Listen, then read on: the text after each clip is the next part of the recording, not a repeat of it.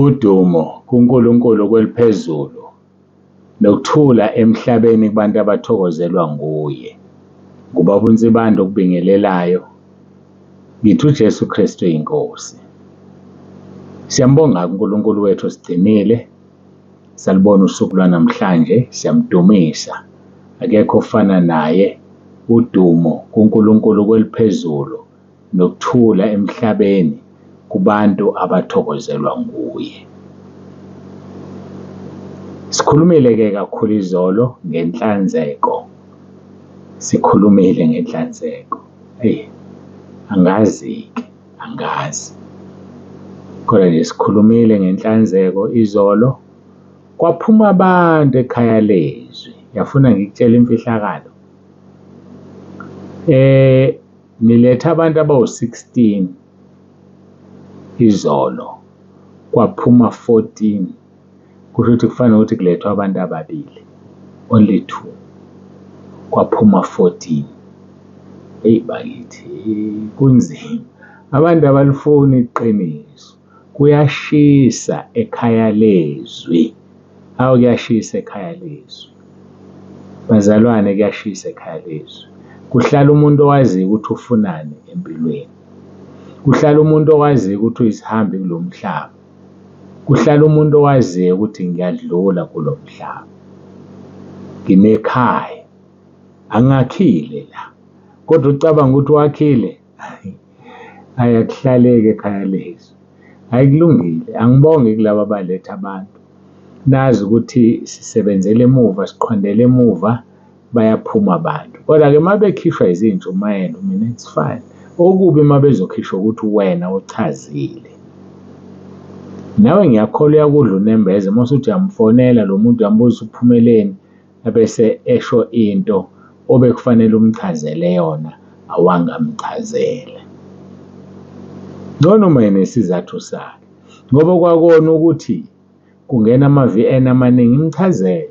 Ntambama siba nama-VN obufakazi. Kuchaze lokho kungakushiyi. Ngoba abanye bakhishwa yilokho. Hawu ama-VN angaka. Lento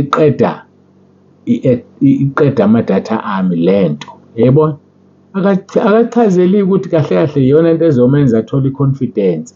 Iyona ezomenza akholwe kahle. Iyona ezomenza akhule. Uthi lento iqeda amadatha ami. Uzohlala namadatha akho amaningi ufe uwashiye. Kanti kubibe ubuvuma phela pheqeda ubufakazi buzokhula kumoya. Khona izinto obuzozifunda bese ungena ezulwini. La ezulwini akho madatha athengwayo. Ezulwini akho airtime. Ezulwini kuyabuswa nje. Kumnandi. Ezulwini akufuneki ngisho imali. Awuphathe ngisho i-pocket money ezulwini. Uwe nje. Awukhathazeki ngalutho. Ayikho indlala. Akukho ukugula.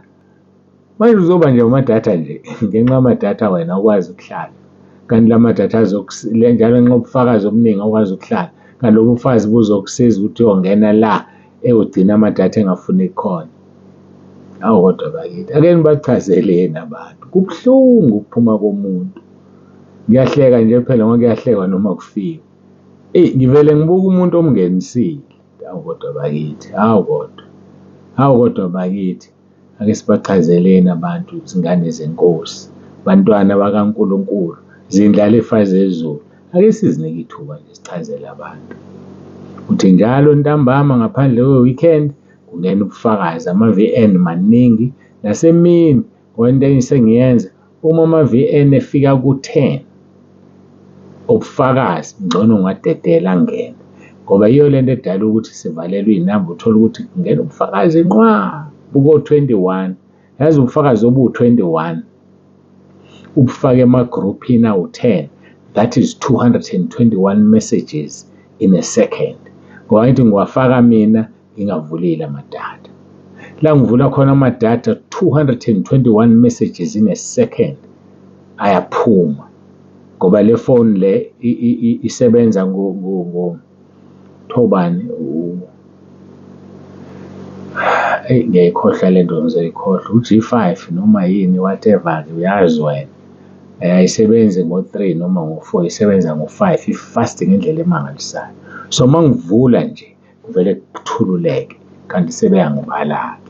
So-ke yikho sengithi okay maye u-10 kusho 100 messages in a minute nakho bengangivala kusho ukuthi kuyamukeleka. Njalo ubufakazi mabufika ku-10 ngiyabuthumela. Obufika late angibe ngisabuthumela. Nobufika ngoLesine late ngeke ngisabufaka. Siboze bungene ngesonto elizayo. Asidluleke. Ngithemba senayijwayela into yasekhaya lethu. Ngiyacela ukuguqa ngikhuleke siqale singene ezwini lenkosi. Ngazi-ke futhi noma kuzophuma abantu inkosi yami uJesu KRISTU inkosi.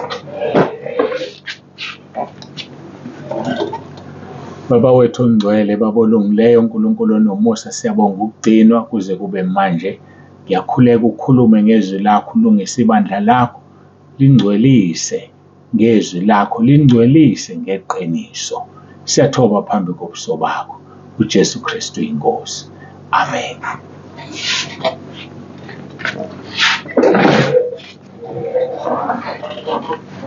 Bazalwane bangcwele, bantwana bakaNkulunkulu, nginalesi sicelo. Bayanda abantu abangena ngenxa yey'nkinga ekhaya lethu. Akulona icala lelo. Vele ngoba iy'nkinga ziyaqaqeka kuJesu, angiphinde. Bayanda abantu abangena ngenxa yey'nkinga ekhaya lethu. Akulona icala lelo, kuhle. Kodwa kuvela uhlangothi lokuthi umuntu akachazile. Bazalwane, niyazi, ake ngiphinde nginikhumbuze. Angimkhulekeli umuntu engavumeli uJesu ngoRoma 10:9. Cha. Ngoba phela lo mkhuleko wenkinga yakhe siyadlala nje. Uzongizwa mina uNkulunkulu. Ngeke uNkulunkulu amuzwe akwazi ukumsiza yena ngoba akavumeli izono zakhe. Uzibiyele ngodonga. Isaiah 59:1-2. Manje abantu bathi bengena nje. Ngicela ukukhuleka, nginale nkinga, ngicela ukukhuleka. Akakakhuleki noRoma 10. Akazi kwenzakalani. Kuvele kwathiwa nje igroup yomkhuleko. Bazalwane, angibizwanga ngendlela efana neyabanye abefundisi. Isikhathi esiningi uza nenkinga yakho la ekhaya lezwe nje usukhulekelwe kaningi awusizakala. Sebekutshelile-ke bathi uyasizakala la. Kanti abakutshela iqiniso eliphelele ukuthi kufanele uvume uJesu 1 bese uvuma izono zakho. Vuma uJesu bese uvuma izono zakho. Ngeke kukusize ukuvuma uJesu ngoba uvumela ukuthi uthole umsebenzi kanti awufuni ukuhlukana nezono zakho. UnguNkulunkulu, uNkulunkulu uyabona inhloso. Ngeke kukusize ukuvuma uJesu uzwenze i-appointment ukuvuma izono ngoba ufuna uNSFAS. Emva kwalokho uthola uNSFAS bese ubhukutha ezonweni, uyaqonywa, uyashela, uyaqoma. NoRoma 10:9. uRoma 10:9 usho ukusindiswa, ukuhlukana nesono, uphenduka. Sikhuluma ngokuphenduka. Usho ukuphenduka, usindiswa, ukuhlukana nesono. uRoma 10 uba yisitha kuwe uma uzowusho uRoma 10 kanti uney'nhloso zakho. Funda u-Isaiah 63:10. Lithi izwi lenkosi abantwana bakwa-Israyeli bamhlubuka uNkulunkulu. Umoya ongcwele waphenduka isitha sabo. uRoma 10:9 umoya ongcwele loyo. uRoma 10:9 yizwi likaNkulunkulu. Ulizwi, ungumoya ongcwele, ulizwi, unguNkulunkulu, uNkulunkulu ungulizwi. Ubuthathu bunye bukaNkulunkulu. uNkulunkulu Baba, uNkulunkulu Indodana, uNkulunkulu Umoya Ongcwele. Uma ku-Isaiah 63:10 ethi baphenduka isitha, umoya ongcwele waphenduka isitha ngoba bemhlubuka.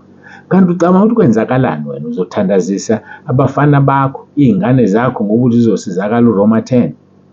Zibe ziqonyiwe, zikipitile, zifika ney'ntombi la kwakho ngoba nakho wenzela ukuthi bathole imisebenzi? Akuhambi kanjalo bazalwane. Cha, mshisa uRoma 10 umuntu ngoba wazi ukuthi awumdonseli isiqalekiso. uRoma 10 uzodonsa isiqalekiso uma uzoshisa umuntu, umthembisa izulu nomhlaba kanti akayimisele ukushiya izono, ngoba kwayona leyo nto uNkulunkulu ngeke ayenze. bakhona abaqhamukayo la nje sengimthandazela uRoma 10 sengikwenzela ukuthi othe angikwenze kodwa ngisizakala. Inhliziyo ithini? Ubukwenza ngenhliziyo ephelele noma ubukwenzela ukuthi uthole lezi zinto? uNkulunkulu umdala, uNkulunkulu uhlakaniphile, uNkulunkulu uyabona. Awuzumthenga ngoRoma 10 verse 9. uRoma 10 verse 9 akuyena okuthenga uNkulunkulu kuthi akwenzele ifavor ngoba nakho usuthandaza uRoma 10 verse 9, kuthi akwenzele ifavor ngoba nakho usuthe uJesu KRISTU uyinkosi. Akuhambi kanjalo. Cha, no. uNkulunkulu ufuna umkhonze, ufuna uzinikele. Yingakho uNahume 1 verse 7 ethi uJehova muhle, uyinqaba ngosuku lokuhlupheka, uyabaza abaphephela kuye. Ukuphephela kuye akukhona ukusho uRoma 10 verse 9. Ukuphephela kuye akusikhona ukusho uJesu KRISTU uyinkosi. Ukuphephela kuye ukumazi ukuthi umsindisi wakho, uJesu ungummeli wakho, uJesu yikho konke kuwe. Usudelile kwezwe wakushiya, uzombona-ke esekulekelela, uzombona-ke esekusiza. So qaphelani leyo nto. Ilungile ingane encane ziphansi kwephiko lakho. Zifundiseni uRoma 10 verse 9. Aziwusho ingane encane. Kulungile lokho. Kodwa mususukela nje ibhungu ufanele liyosebenza ulimelele ngoRoma 10 verse 9 lingasho ukuthi liyathanda. Lixoxele ngoRoma 10 verse 9. Mfana wami, awutholi umsebenzi nje ngoba uxabene noNkulunkulu. Khuleka nanku umkhuleko uRoma 10 verse 9. Bese uvuma izono zakho. Ngizokunika inamba ubhuke kumfundisi noma uma umzali ngizokubhukhela mntanami. Awuyazi ngayikhumbula lento. Ngiyabonga Nkosi ungikhumbula. Yazi nginixoxele. Abantu ababhukhelwayo only 2% ofonayo kubantu nje ababhukhela. Yabona umuntu ombhukhele wena, wambhukhela abafoni. Nawe usukhohliwe ngoba lento uyibeka engqondweni. Nginendlela yami engenza ngayo mina. Mangibhukhela umuntu ezicelela, nginendlela engenza ngayo. Uma umuntu ethi ngicela ubhukhela usibanibani ufuna ukuvuma izono, indlela enginotha ngayo yilapho la ngibona khona. Yabona ngithi mangivula idayari yami ekuseni ngibheka ukuthi oba namhlanje abafonayo bese ngithi lo ngeke afone wabhukhela, lo ngeke afone exactly. Abafoni nje abantu ababhukhela. Angazi nizokwenza njani. Sengathi kunganendlela umuntu azibhukhele. Ngiyazibona izingane zibhukhelene izingane, ngikhuluma ngeingane. Khuluma ngabantu abadala nje. Umuntu athi awungibhukhele. Uyakhohlwa wena naye akhohlwe ngoba kusuka enhlizweni yakhe. Ngiyambonga uNkulunkulu, ngihlala ngithi ngifuna ukuyisho lonto. Kuthi yazi lento yena ukubhukhela abantu, abafoni laba bantu, nawe sokukhohliwe. And mayesekhumbula efuna idate angikwazi ukumtrace ngoba ngimbheka egameni lakhe, ngingasakhumbuli mina ukuthi wafonela usibanibani. Idayari angikwazi ngale nto ngimaka kwidayari. Angikwazi ukubona kwidayari ukuthi usibanibani. Njalo ngikwazi kuphela ukubona kudala ukuthi usibanibani wabhukhela ubani. Angikwazi ukubona ifoni. So mayithi umuntu inamba ngabhukha, ngicela angikwazi ukubona. Kodwa nje ngiyaninika leyo thipho. Ngakho-ke bazalwane, ake sizingcweliseni sihambe ngobungcwele phambi kaNkulunkulu. Sesibalekile isikhathi. Kodwa-ke ngiyafisa ukuthi ngoba sikhuluma ngokuphenduka, ke siye lapha kuleli lizwi esisidine silithinta izolo. Laxosha abantu ekhaya lezwi. Lapha kuTimotheo bengingawuvulanga 1 Timothy chapter 4. Siqala kuverse 12. Makungabikho umuntu odelela ubusha bakho, kepha yiba isibonelo kwabakholwayo ngezwi nangenkambo nangothando nangokukholwa nangokuhlanzeka. Ngisekuleliyana lokuhlanzeka. Khona abantu abangithintile bejabula bebonga ukuthi ithintiwe indaba yokuhlanzeka. Basho into ebuhlungu. Ngicabanga ukuthi ngifakwe yedwa. Basho into ebuhlungu. Ayikho into ebuhlungu njengokuthi uyasebenza, usebenzela umuntu afake amaphenti akhe ukuthi uwawashe. Afake i-under yakhe ukuthi uyiwashe. Kubuhlungu. Kuba uhluphekile ufuna imali uzokwenza. Yazi ngithintile leyo nto. Ngempela uyenza kanjani lo nto? Uthatha ukungcola kwakho, uthatha uqobo lwakho. Yini laba enibuye nikhale nithi niyathakathwa niyaloywa? Ungathatha kanjani uqobo lwakho ulinike omunye umuntu ukuthi alikline? Mayingasaliklini elithathe eliswa kwezinye indawo zothini? Mayiseluswa kwezinye indawo usetshenzwe ubole la ngaphansi uzothini? Kodwa ninesibindi. Ungathatha uqobo lwakho ulinike umuntu akwashele. Ukuzenyanya lokho, ukungazithandi lokho, ukungcola lokho. Gqilaza lo muntu ngoba nakhe esebenza la ekhaya. Bazalwane, akezile ukuzophipha wena la ekhaya, kodwa uzokusiza, niyasizana, usazophendula phambi kaNkulunkulu. Ziwashele ukungcola kwakho, ziwashele uqobo lwakho. Ngisho kuthiwa ubaba uyaziwashela i-underwear yakhe, akawashelwa ngisho nangunkosikazi wakhe, yaziwashele. Futhi akufanele ahlale azabe maningi bembondela. Cha, each time uyogeza nje uwashe i-underwear yakho. Nokusehlobo nje ekuseni siyomile, kodwa ngoba khona amanye uthathwa uyayipheka usuthatha enye, uthathwa uyayipheka usupheka enye, upheka ngendlela uthi alandelane. Mina ngiyawa-rotate, eqedwa koma khona le ihlala khona, ngithathe ngale la ngazi khona ukuthi kade yagcina ukusebenza. Okungenani angabi less than 7. Wazi ukuthi iviki lonke angiyigqoki i-underwear ngeke ngayigqoka. Bese uyabeka kalandelana, lokhu uthatha la ungabeki ngakhona, ashifte nje. Kodwa bakithi sengaze nifundiswe indoda. Kodwa bakithi hlazo leli, ake sizithandeni. Yebo, ezinye izinto zenzeka ngokukhula singenabazali, ungafundiswa muntu. Ezinye zenzeka ngobudedengu bomuntu noma ubudedengu bomzali, noma kwayena lowo mzali wayeyinuku angakufundisi. Ayike, angidluleke, kodwa nje iba isibonelo ey'nganeni zakho, iba isibonelo kubantu. Siye ephasikeni manje, siye emhlanganweni manje, iba isibonelo. Washe isikhindi sakho sangaphansi. Enkonzweni nje kahle kahle mase kuthiwa khona iqiniso, ayikho indawo yokuneka. Kuhanjiwe kusemhlanganweni, unekaphi? Ngani kusazogeza omunye eshaweni, uyinekaphi isikhindi sakho sangaphansi? Wena fanele uze uneplastiki. Uyofikile ngoLesine, mawusulala ugeza, uwashe lento yakho yangaphansi, ufake eplastikini, ayibole ngensuku ezi-3. ngoLesihlanu usugqoka esinye isikhindi sangaphansi. Ntambama usuyasiwasha, usifake, ngoba ukwazi ukonekana ukungena omunye eshaweni, awukwazi nje ukuneka. Ususifake eplastikini siwashe. Ungasifaki singawashiwe, ungasifaki, siwashe nje, usifake simanzi eplastikini lakho. NgoMgqibelo ufake esinye sesiwashiwe sangoLesihlanu. NgeSonto ufake esokugcina esiwashiwe sangoMgqibelo. Kusho amagama uhamba nekhindi zangaphansi ezi-3 ezimanzi. Mawufika ekhaya usuyazeneka ebathroom yakho, hhayi ngaphandle kulayini, ebathroom yakho. Usehlobo, ngakusasa zobe sezomile, usuyazipheka. Isimanga ukuthi kusala izinto zangaphansi emashaweni. Isala kanjani into yangaphansi? Akulutho ukuthi kuzogeza abanye abohlobo lwakho, abanye abesilisa noma abanye besifazane. Ngempela, hayi bazalwane, angidlule la. Ngisengikhulumela inkonzo eziningi, hhayi kumzeli just kuphela, noma ikuphi. Thola umuntu useshiya into yakhe yangaphansi.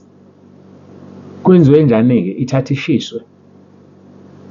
Bakithi, yabona nje wasisebenza la ENtabeni, ezinye izinto ezenza ngaphansi zitholwa amadoda asebenzayo. Kanti abazalwane banjani? Amakholo anjani? Amanuku. Hayi ngeke. 1 Timothy chapter 4 verse 12. Makungabikho umuntu odelela ubusha bakho. Udelela ubusha bakho umuntu okhuluma ngawe lento yangaphansi. Yiba isibonelo kwabakholwayo ngesu. Ngeke sibe sihlangene sisonke sikhona.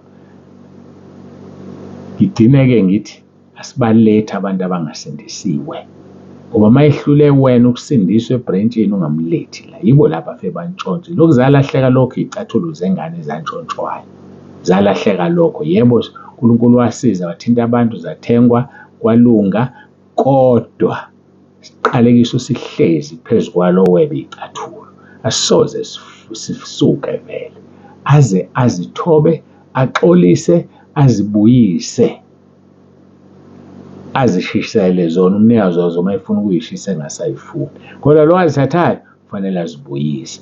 Kufanele umzali waleyo ngane abe namahloni. Uthini uma ebona icathulo zigqoke ingane engakaze ayinike? Uthini umzali? Hayi, angidluleke lapho, sephasikeni, siziphatheni kahle. Izwe besinalo namhlanje, mangabikho umuntu odelela ubusha bakho, kepha yiba isibonelo kwabakholwayo ngezwi, nangenkambo, nangothando, nangokukholwa, nangokuhlanzeka. Ngiyamkholwa uNkulunkulu osipha ithuba lokukhuluma ngaleli zwi. Licebile leli, mhlawumbe ngashumayela inyanga yonke ngoVesi 12 kuphela. Asigoqe sikhuleke sibonge uNkulunkulu.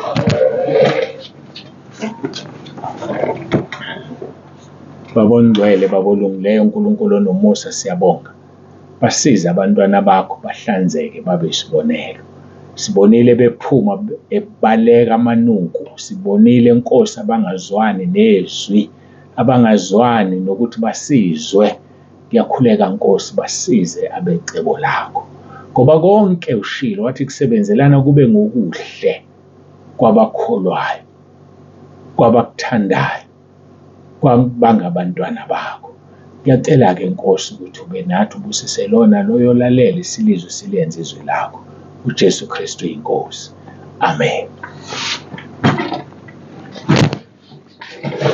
Siyambonga-ke uNkulunkulu wethu kakhulu, siyambonga, siyamdumisa. Hhayi, angithembe wezalwane, ngeke ngisakhuluma ngenhlanzeko ngokuzayo. Sekuvengena nje mhlawumbe enkonzweni emele lokho. Hhayi, angithembe, kodwa kangazi ngoba ngiziphethe. Ube nosuku oluhle, ubaba uNsibande uyavalelisa. Uthi uJesu Kristu Inkosi.